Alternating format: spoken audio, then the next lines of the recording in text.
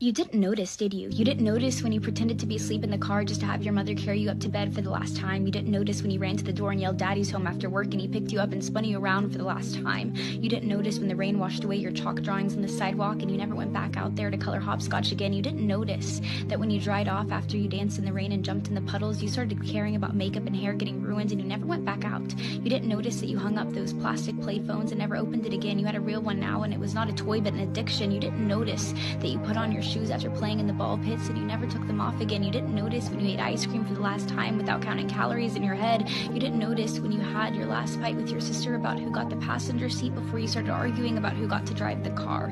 You didn't notice when you stopped believing in Santa Claus as the magic of Christmas was replaced with material wish lists. You didn't notice when you stopped believing in a monster that lived under your bed as it started to come out in the reflection of your mirror. You didn't notice when you went to field day for the last time, when you got your last participation trophy, when you kicked your brother's seat during a road trip for the last time, when you had your last play date with your Barbies, when you had your last Disney movie night with your family. You didn't notice that grandparents don't last forever. You didn't notice that your childhood cat wasn't eternal. You didn't notice your parents are growing up too. You didn't notice it, do you?